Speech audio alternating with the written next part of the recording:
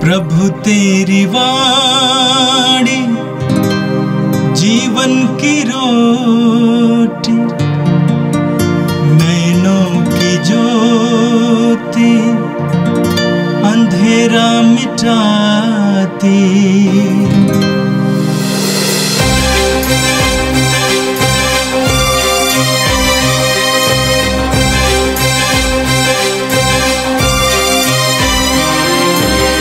प्रभु तेरी वाणी जीवन की रोटी, नैनों की ज्योति अंधेरा मिटाती।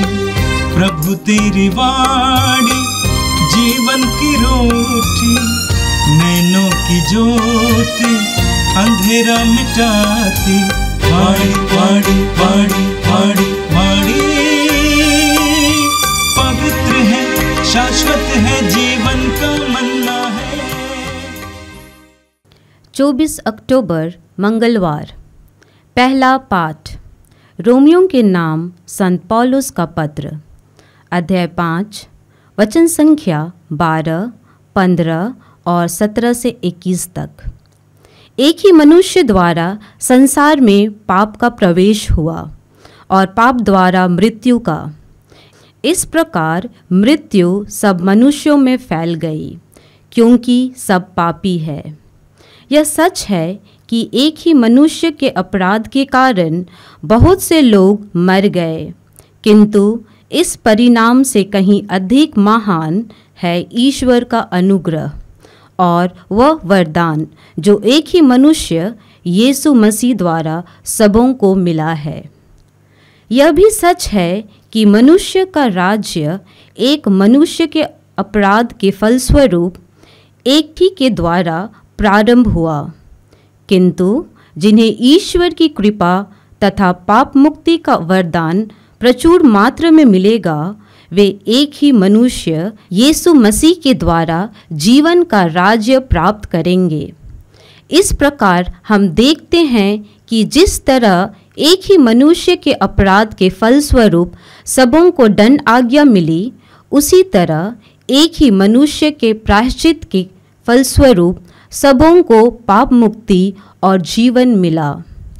जिस तरह एक ही मनुष्य के आज्ञा भंग के कारण सब पापी ठहराए गए, उसी तरह एक ही मनुष्य के आज्ञा पालन के कारण सब पाप मुक्त ठहराए जाएंगे।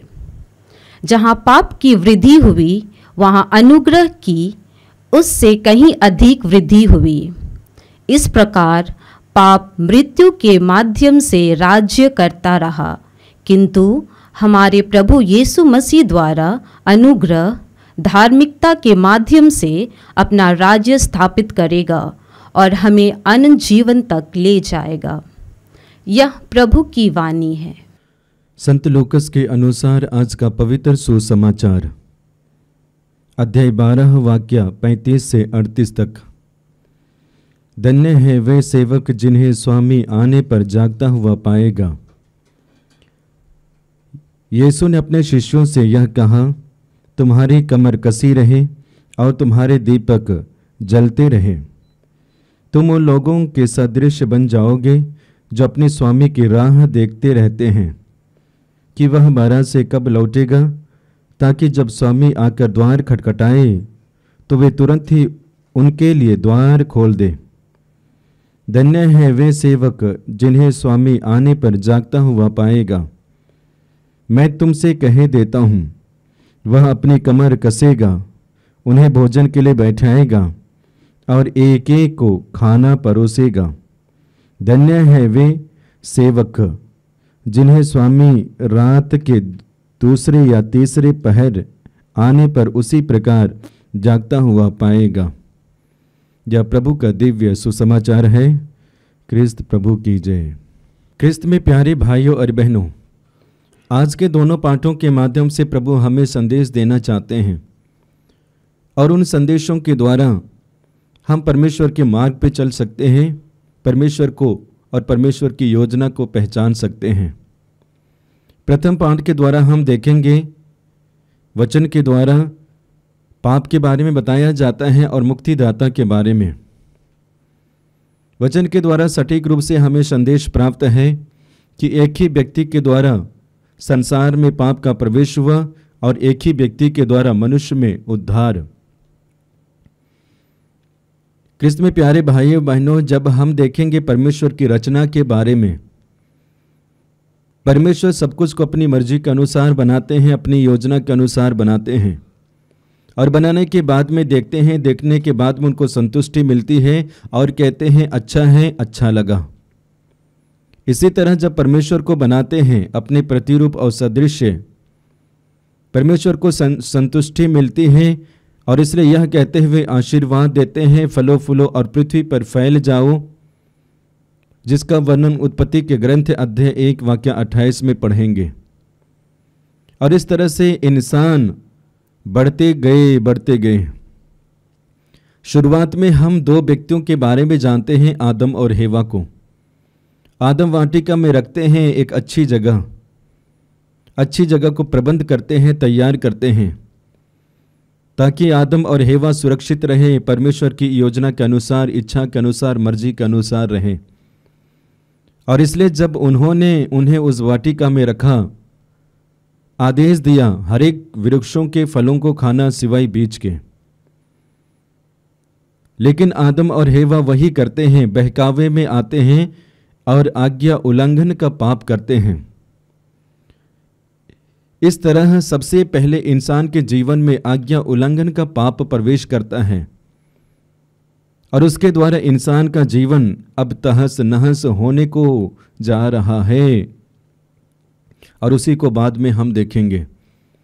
और इसलिए बार बार बताया जाता है, इंसान के जीवन में जब एक पाप प्रवेश करता है उसके द्वारा कई पाप प्रवेश करते हैं और पूर्ण रूप से मनुष्य के जीवन को बर्बाद कर डालते हैं।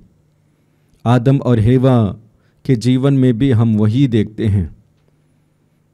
वे पाप किए और परमेश्वर की नज़रों से वे गिरने के बाद में परमेश्वर उनको वाटिका से बाहर करते हैं और कहते हैं तुम्हारे जीवन को चलाने के लिए तुम्हें कठिन परिश्रम करने की आवश्यकता है।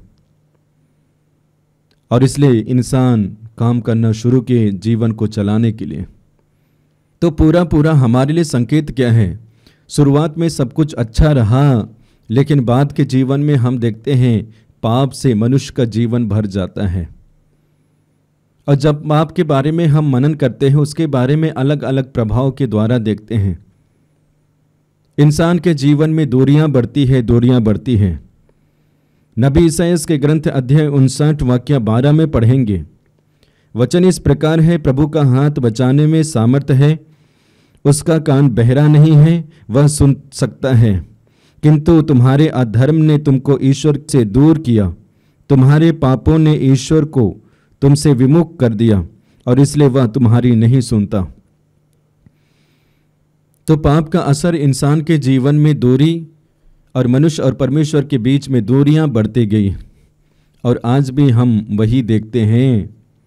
एक ही व्यक्ति के द्वारा इंसान के जीवन में पाप प्रवेश हुआ और हर एक मनुष्य के जीवन में वही पाप फैलता गया और कहा जाए तो संपूर्ण संसार में भी पाप फैलता गया। और इसका प्रमाण हम बाइबल में पढ़ेंगे, पृथ्वी में पाप, इंसान के जीवन में पाप। और इस तरह से मनुष्य डूबते गए। वचन में पढ़ेंगे, रोमियों के पत्र अध्याय 3 वाक्य 23 में पढ़ते हैं, आप वचन को जानते हैं, सबों ने पाप किया, सब ईश्वर की महिमा से वंचित हो गए। सबों ने पाप किया यानी कि पृथ्वी पे बचे नहीं जो पाप नहीं किए, सबके सब पाप किए, सब ईश्वर की महिमा से वंचित हो गए। और जो और जितनों ने भी पाप किए सब ईश्वर की महिमा से वंचित हो गए। और इस तरह से मनुष्य दबते गए। सुंदर उदाहरण हम देख सकते हैं, जब चिड़िया जालों में फंस जाती हैं, उड़ने के लिए कोशिश करती जरूर है लेकिन उड़ नहीं पाती है, बाहर आने के लिए कोशिश करती है लेकिन बाहर आ नहीं पाती है जब तक जाल हटाया नहीं जाता है या तो काटा नहीं जाता है। इसी तरह हम मनुष्यों के जीवन में होता है, जब तक हमारे जीवन में वो पाप रूपी जाल है, हम उठ नहीं पाएंगे, आगे बढ़ नहीं पाएंगे और प्रभु के मार्ग में भी चल नहीं पाएंगे, क्योंकि उस जाल के द्वारा हम ढके गए हैं। और इसलिए जो दूसरा कार्य हम मनुष्यों के जीवन में होता है, परमेश्वर प्रेम को दर्शाते हैं। हम मनुष्यों के ऊपर में दया को दर्शाते हैं और अपने इकलौते पुत्र को भेजते हैं, जिसके द्वारा मनुष्यों का उद्धार होता है। और इसलिए आगे वचन में पढ़ते हैं, ईश्वर ने चाहा कि ईसा अपना रक्त बहाकर पाप का प्रायश्चित करे और हम विश्वास द्वारा उसका फल प्राप्त करें। जो यीशु मसीह में विश्वास करते हैं और विश्वास के साथ में जीते हैं, उनका जीवन उद्धार होता है और उनके जीवन में नएपन आ जाते हैं, क्योंकि पापों की क्षमा प्रभु क्षमा करते हैं, उद्धार करते हैं। बाइबल में हम देखते हैं जितनों ने भी प्रभु को अपनाया है, सारे के सारे नई सृष्टि बने हैं। वचन में पढ़ते हैं, पुरानी बातें बीत चुकी है, सब कुछ नए हो गए हैं। एक नई सृष्टि, नई प्राणी, नई कलीसिया यीशु मसीह में। आज हमें अपने आप को देखने की आवश्यकता है। हम प्रभु में विश्वास करते हैं, प्रभु के वचन को सुनते हैं और प्रत्येक दिन वचन को सुनते हैं, प्रत्येक दिन प्रार्थना करते हैं, प्रत्येक दिन प्रभु की पुकार सुनते हैं, परमेश्वर हमें पुकारते हैं। लेकिन क्या प्रत्येक दिन हम नए जीवन जीते हैं या तो पुरानी चीजों को रिपीट करते जाते हैं? जो कल मैं था और जो कल मैंने किया उसी को आज करता हूं या तो करेंगे। और इसलिए कहा जाता है, जब आप नदी में उतरते हैं तो अपने पैरों को एक ही पानी में आप नहीं रख सकते, उठाते ही पानी बदलते जाता है और जब दूसरी बार अपने पैरों को पानी पे रखेंगे तो नए पानी पे रखेंगे। अक्सर हमारे जीवन में और हम विश्वासियों के जीवन में यही होना चाहिए, परिवर्तन, नएपन, और प्रत्येक दिन हम प्रभु की ओर बढ़ते जाएं, अपने वचनों में, अपने कर्मों में, अपनी शैलियों में और बाकी क्षेत्रों में। और इसलिए प्रभु हमें चुने हैं। तो आइए आज हमारे लिए मौका है कि हम अपने आप को कैसे नए बनाते हैं। और नए बनाने के लिए हमें पहला प्रभु के पास में बैठने की आवश्यकता है, दूसरा वचन के अनुसार हमें जीने की आवश्यकता है, और तीसरा जो हम प्रभु के मार्ग पे चलने के लिए वादे किए हैं उस वादे को निभाने की आवश्यकता है। और इसके द्वारा ही हम अपने जीवन में नएपन ला सकते हैं और उस अनंत जीवन के बारे में घोषणा किया जा रहा है, उसे अपने जीवन में अनुभव करेंगे यीशु मसीह में। इसी तरह आज के सुसमाचार में प्रवेश करेंगे। सुसमाचार के माध्यम से प्रभु यीशु मसीह हमें सतर्क रहने के लिए बताते हैं, सावधान रहे, तैयार रहे, चौकसी करते रहें, क्योंकि आपको पता नहीं कि आपके स्वामी कब आने वाले हैं। और इसका उदाहरण देते हुए बताया जाता है कि चोर बता के नहीं आता है कि कब चोरी करनी चाहिए। ऐसे समय में आते हैं जहाँ पे आप खोए हुए हैं और या तो जाग नहीं रहे हैं, सतर्क नहीं हैं, आते हैं चोरी करके निकल जाते हैं। प्रभु का आने का समय ही बिल्कुल भी इसी तरह है, कब आते हैं कब चले जाते हैं। और इसलिए हमें तैयार रहने की आवश्यकता है, सजग रहने की आवश्यकता है। और जब हम तैयार रहते हैं, सजग रहते हैं और जागते रहते हैं, निश्चय ही परमेश्वर जो हमसे मिलते हैं, हमसे बातें करते हैं और हमारे जीवन में अपने संदेश को प्रकट करते हैं, हम पहचान पाते हैं। आज यदि हमने ये नहीं कर पाया, अर्थात प्रभु के वचन को पहचान नहीं पाए, संदेश को पहचान नहीं पाए, तो कहीं ना कहीं मैं और हम फंसे हुए हैं। इसलिए हमें इंतजार करने के लिए अपने आप को तैयार रखना है। बाइबल में हम देखते हैं उन 10 कुंवारियों के बारे में जो अपने आप को तैयार करती है 5 और अपने आप को तैयार नहीं करती है 5। जो बहनें अपने आप को तैयार करके आती हैं वे दूल्हे से मिलती हैं, अनुभव करती हैं। इसी तरह जो अपने आप को तैयार नहीं किए होते हैं वे दूल्हे से मिल नहीं पाते हैं, अंत में पछताते हैं, अपने आप को कोसते हैं। अक्सर हमारे जीवन में यही देखा जाता है। हम मेहनत करते हैं, परिश्रम करते हैं, अपने आप को तैयार करते हैं, लेकिन तैयार नहीं होने के बावजूद जब हम दूल्हे अर्थात स्वामी से मिल नहीं पाते हैं, हमारे अंदर में भी वो प्रश्न उठते हैं, क्यों, कैसे, अपने आप को कोसना शुरू करते हैं।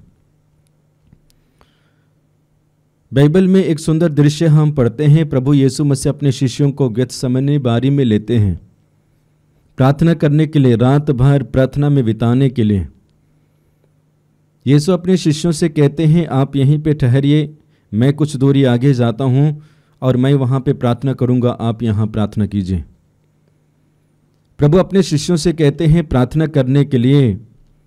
कुछ समय तक वे प्रार्थना में रहते हैं, इसके बाद में झपकी लेते हैं, सो ही जाते हैं।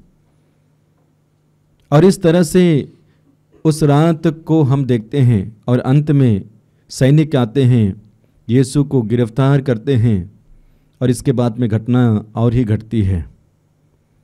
तो अक्सर हमारे जीवन में यही होता है। घटना हमारे जीवन में घटती तब है जब हम सतर्क नहीं रहते हैं। इसलिए आप यानी कि साधारण बोलचाल की भाषा में और या तो राह चलते हुए देखे होंगे, गाड़ियों में लिखे हुए, नजरें हटी दुर्घटना घटी। एग्जैक्टली हमारे जीवन में भी वही। तो वचन के द्वारा हमारे लिए सीधे सीधे संकेत है कि हम सतर्क रहें, अलर्ट रहें, तत्पर रहें, तैयार रहें कि हमारे प्रभु कभी भी आ सकते हैं और कभी भी प्रवेश कर सकते हैं। बस अपने मन और हृदय को तैयार रखने की आवश्यकता है। वचन में पढ़ते हैं, धन्य हैं वे जो अपने आप को तैयार करते हैं, वे स्वामी से मिलेंगे और उनसे बातें करेंगे, आपस में रहेंगे और आनंद को प्रकट करेंगे। आइए, जब हम आज प्रभु के वचन को सुन रहे हैं तो हमें भी अपने आप को तैयार करने की आवश्यकता है। और जब हम तैयार करते हैं हम मंजिल तक पहुंचते हैं। तैयार नहीं करते हैं, मंजिल की राह से गिरते हैं।